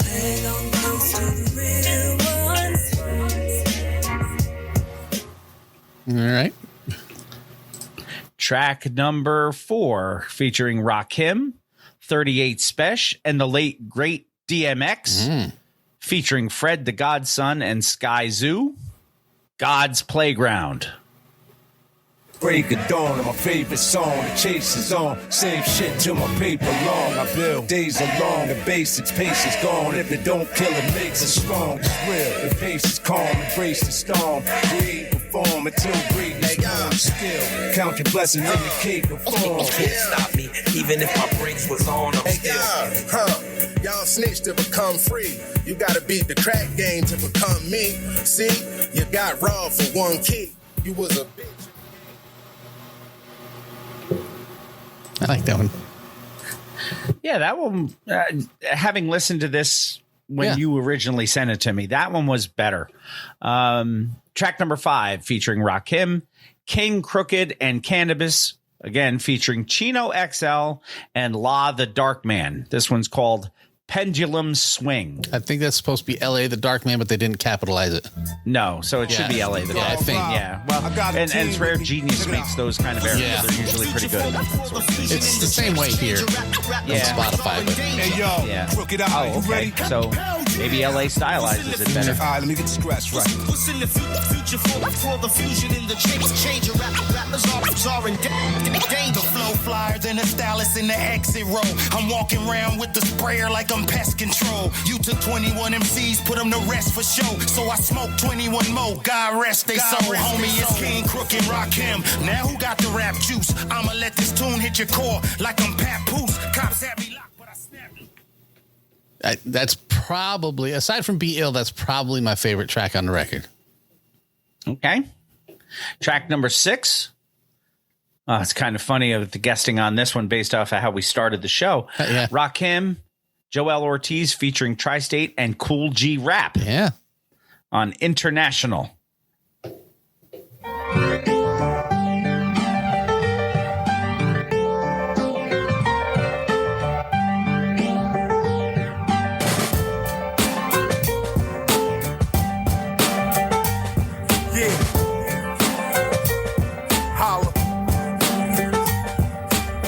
Queen stunner, team of gunners, You wasn't a queen stunner, you was a queen stunner runner. Fiend come, got a money machine for the wonder. Hustling the kid like the jeans on the plumber. All right, one more to go. Last one, of course, 7 tracks on the record because it is the rebirth with the 7 in it. Yep. This one is Sign of 7 with the number 7 replacing the V, featuring Rakim, Prodigy, and X-Rated featuring Big Twins and Clifford Smith Jr., professionally known as man. This is Sign of 7. Yeah, it's on, you heard? What up, God? Yeah. The new Black rims on all our cars with the black paint. Black diamonds all on our charms, the infamous, man. About to change our colors to a black flag. All you see was fire coming out the Jeep Jag. Got everything new, said the same old Timbs. Black chuckers, motherfuckers wanna know where we been. They can't make high shit till they hear us first. We like the road map, without us niggas be lost. Say, yo, God, these niggas is soft. We beat the life out of your record of the week. Brought to you by your artist of the month for episode 548. God's Network, Rebirth. Listed as a Rakim album. Yes, I mean, it is. But he like does one verse on each song. But it is a Rakim album because he does everything else. Mm-hmm. So, being that it's relatively new, they have not released any charting action for it as of yet. I think the only single so far is the first one that was out, BL. Yeah. I don't see where any other singles have been listed yet, but I mean, when you get Rakim, it sounds like Rakim. Yeah, but there are a lot of features on the record. You got Rakim. Yeah. So it's not a bad record. Give it a listen. Give it a spin. Let us know what you think. Yeah.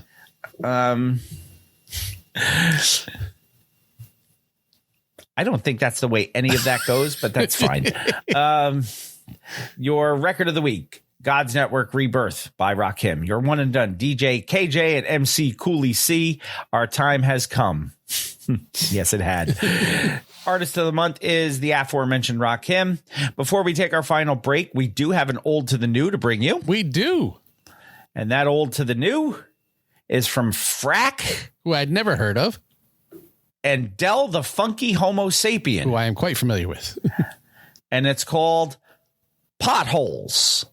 Nothing about whether or not they're in the lawn. No.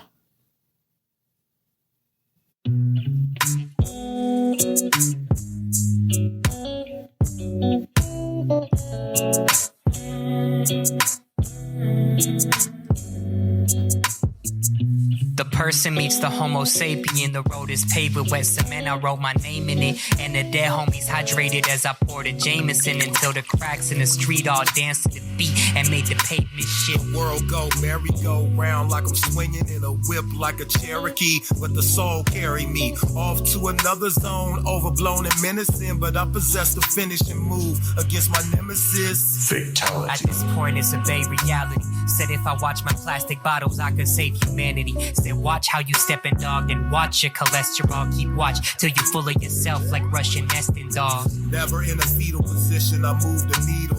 Never been a greedy old person, get what I need though. Even when the season would worsen, I'm still free though. Even if it rains till it flood, I got a speedboat. Caught this speedboat on sale that Costco was selling. They drop bombs over Yemen from an iPhone 11. All men go to hell, all dogs go to heaven. Tax money goes to war and the potholes are jealous.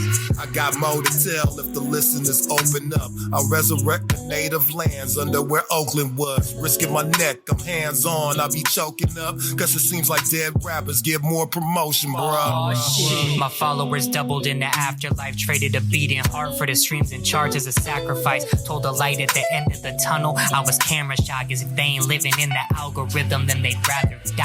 Hate come from deep inside, you ain't satisfied. Hold on to that, you'll never see your status rise. Suckers be too weak-minded, I won't fraternize. In between the spaces and time is where the magic lies.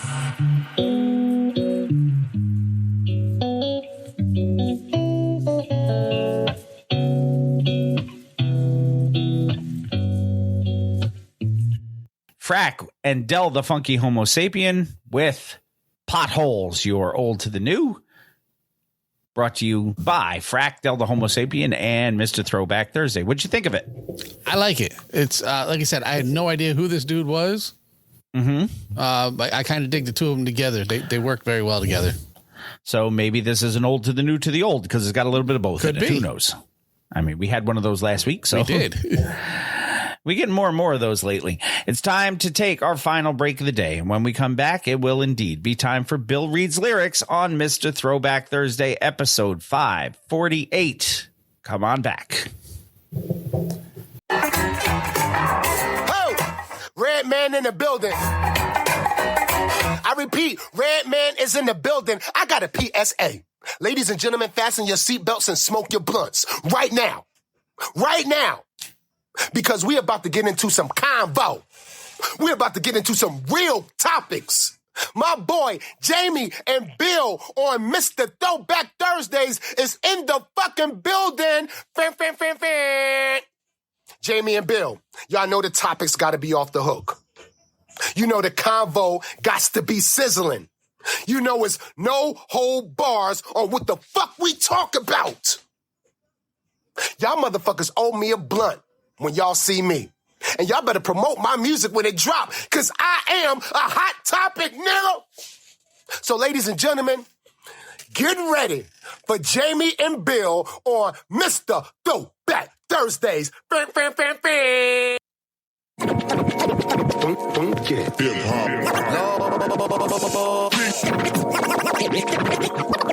But it starts with Bill. I'm Bill S. Preston. It's called reading.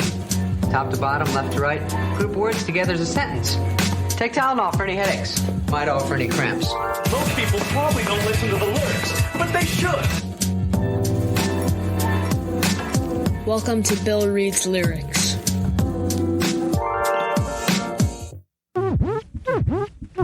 Hello. This is Bill Reads Lyrics. It is an educational discussion of artistic expression and creativity of modern lyricists.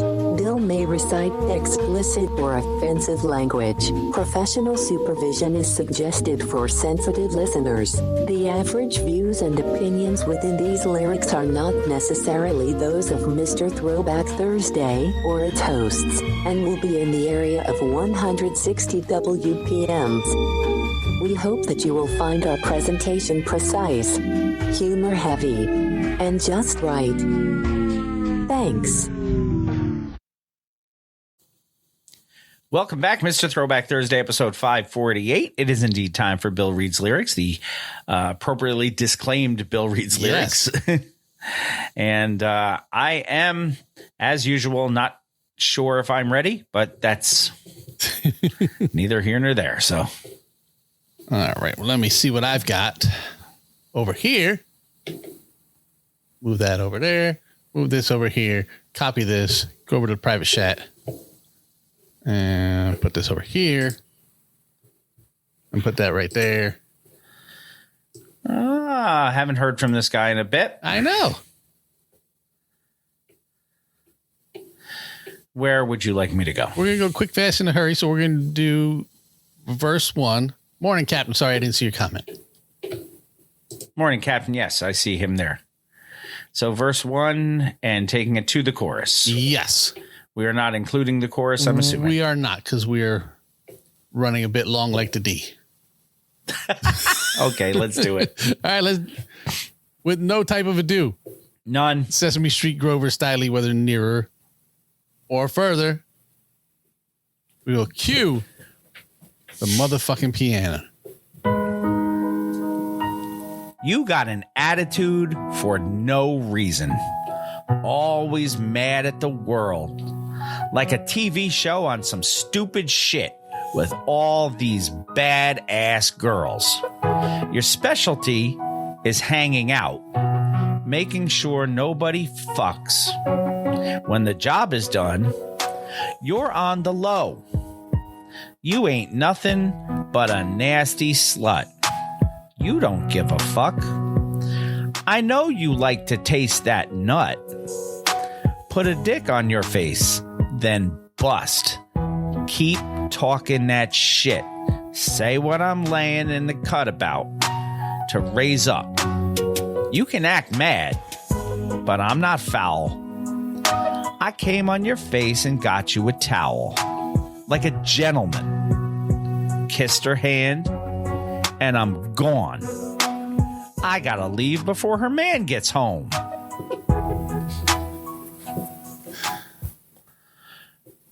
Great. Todd Shaw. Too short. Was her name Eileen? We talked about that earlier, didn't we? John said, what's his name? J.D. Vance's couch is called Eileen. Yeah, that's been disputed, by the way. It makes for a great rumor, but yes, but he also came back and apologized for his Harris comment by saying he has nothing against cats. So fuck that guy too. Yeah, fuck him. My friend Jen put up a picture yesterday of a cat all dressed up, with jewels and everything on, like a princess. And it said, if a woman would rather take care of me, knowing that I shit in a box and puke on the carpet, rather than having your child, that's a you problem. Exactly. So, yeah. JD Vance is something. I'm not quite sure what. No. JD could stand for just a dick, but Come on, son. Who knows? Hey, I heard that. So, yeah, too short. Todd Shaw always letting you know where the bear shits in a buckwheat. Yep. And now that you have changed from Bill to Phil, I have indeed. You can proceed to take us the fuck home.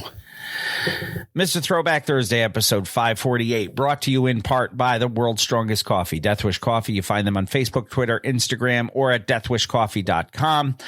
For your initial purchase, use the code TBT to save 12%. And then every subsequent purchase, as I fix my teeth, if you use the code Throwback, you can save 10% off your orders at deathwishcoffee.com.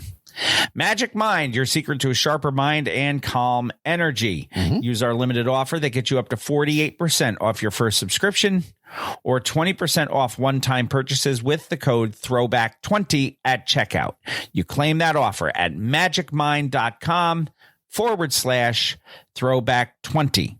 And as you could tell earlier today, I did not have it this morning, so I had to look things up that normally I might have remembered. So it works. Def Rugs, defrugs.com, Twitter, Instagram, Facebook, all at Def Rugs. Hip-hop themed rugs brought to you by, handmade, by the way, brought to you by Ruggy Fresh himself, Marshall Fox, and his business associate, the Green-Eyed Bandit, Eric Sermon. Go get yourself a Def Rug at defrugs.com. Our friend Heather Lent up at J Street in Schenectady, New York, is the proprietor of the Bittersweet Candy Company, where she makes candy and chocolate, which, by the way, I saw Oreo crispy treats yesterday that look ridiculous. But you get those at the Bittersweet Candy Company, where she makes all of her candy and chocolate handmade, small batch, different, and delicious. Check them out on Facebook and order at bittersweetcandy.com. Use our code Throwback and save 10% off your order at Bittersweet Candy Company. Yes. Pumice T. Mendola is the proprietor of Melted Mics, where you can get hip-hop themed t-shirts. MLTDMICS.com. Get the new Damare from Do the Right Thing t-shirt. Or you can get a revamped version of the Fife Dog t-shirt, which I still have not gotten yet, but I will. MeltedMics.com. Use our code MR Throwback Thursday for 10% off your order there. Etsy.com/shop/geek like you, where the geek shall inherit the earth. Hip hop and pop culture themed items brought to you by the Sick Twisted Mind of Mr. Throwback Thursday and his sick twisted wife, Mrs. Throwback Thursday. Go check out Etsy.com/shop/geek like you. Yeah. Get your shit today. As of today, as we record, it's our 8th anniversary. I saw it on Facebook today. Of starting the shop. Wow. Yeah. Man, time goes quick when we're doing fun things. Social media network for the show. Don't forget to visit us at MrThrowbackThursday.com. You leave us a voice message by clicking that microphone on there that says hit us up. You can also click on the show notes and check out anything that you want more detail about from this week's episode, including the videos that we referenced. Make sure you do that. You can also follow us on our individual socials on the artist formerly known as Twitter, currently known as X, _MR_TBT for Jamie, Bill_MR_TBT for me. That's also my Instagram and Threads handle. Jamie on Instagram, Threads, and our TikTok channel are all at MR Throwback Thursday. So go check those out. You can also like our Facebook pages, Mr. Throwback Thursday, the Mr. Throwback Thursday podcast, and home of the TBT posse. And all that. Go check out all that shit. You can also see us and check us out every Thursday morning, 10 a.m. Eastern Standard Time on Fresh Radio at itsfreshradio.com and the Fresh Radio app for your phones. We are on right after the All Request Thursday. You can also send us emails if you need to mrthrowbackthursday@gmail.com. I will read them. Shout-outs time. We will start our shout-outs with Gail Dunmeyer, Manny Baez, Sarah Henderson, John Henderson, Hugo Gonzalez, Sanket Patel, Teresa Lynn Simple Luxuries at teresalins.com, Clay Arsenault, The Shrieking Warrior, Jennifer Buchanan, Jason Heath, Jessica Walker, Shane Hatley, Ricky Schnarr, Kenneth Elsfelder, Mr. Cranky Pants, Brian Hollenbeck, the legend, Kevin Van Buren, Rob Jeffroy, Kate Harvey, Catherine Liska, and Wanda Calamia. They get mentioned every week because I got 5 on it. Or more. You want to get your name mentioned every week? Become a patron. Go to patreon.com/MRTBT or MrThrowbackThursday.com. Look for the little link that says become a patron. It will bring you right there. Don't forget our friends. As always, we saw her earlier this show. Check out Talking Thai on her show, What's the Word Podcast, or Brooklyn Thai NYC. She also has a webpage, BrooklynThaiNYC.com, BKLYN, abbreviated appropriately. 1980s Now, Will, Cat, and John bring you all the 1980s that you can handle. Yes. Especially for those of us who lived through them and grew up in them. Yes. And were formed by them. Anthony Imran and Rug Boy over at the Jock and Nerd Podcast. Always an entertaining listen there. And we mentioned DJB, the hardest working turntablist in the world, on itsfreshradio.com. We are also on Wild One Radio at Wild One. That's the numeral 1, wild number 1 radio.com. 7 a.m. Eastern Standard Time and all throughout the weekend. So go check us out there. Don't forget to subscribe, rate, review, all of that good And stuff. share. Go find us. Sunny Share the too if good you want, word. Share the show. Share the good word. Share and share alike. Yes. Take care of yourselves. Wash your hands. Wash your butt. Watch the Olympics. And until next time, keep it classic. And like Cool Keith said, request to have the chicken and fried rice, Chinese cat at your door on the bike. And always remember, new school stale, old school fresh. That's fresh.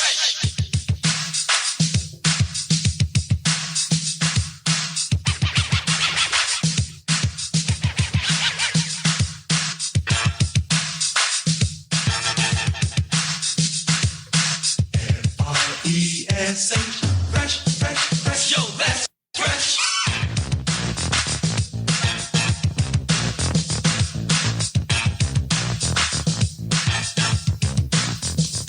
Well, I was walking